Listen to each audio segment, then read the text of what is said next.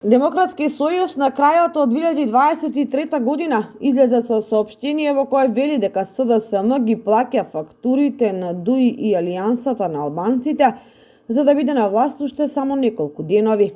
Медиумите од соседна Албанија се мајтапат со тоа што командант на УЧК ќе биде технички премиер на Македонија. Невиден скандал во судскиот совет, каде кадар на ДУИ бара смена на претседателот на Врховниот суд поради тоа што бил против повторно активирање и аболиција на Ѓорѓе Иванов. Скандалозни конкурси за вработување во врвни здравствени институции, терцијарна здравствена заштита со елиминација на македонци, конкурс во македонски шуми за вработување албанци во Берово, Крива Паланка, Демиркапија, каде што не живеат албанци, а се елиминираат македонци, ја привршуваат постапката за распродажба на водени ресурси, продолжуваат со најкриминалниот проект во Бехтел и Енка, блокадата од Бугарија на евроингеренциите на Македонија ја маргинализираат и на големо промовираат наводни големи дипломатски успеси и така натаму. Сите овие и уште многу други коруптивни скандали длабоко ги фрустрираат сите граѓани.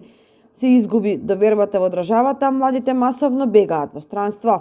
Алчноста на власта предизвика колапс на институциите. Се повеќе се задолжува државата во странски банки, се предвидуваат над 600 милиони евра за изборен подкуп, спречуваат да се комплетира државната изборна комисија и така натаму. Наместо пред новогодишно расположение, граѓаните со неверување слушаат и гледаат како СДСМ ги распродава националните и граѓанските интереси. Но наскоро, за се што се случува, граѓаните ќе го кажат својот суд.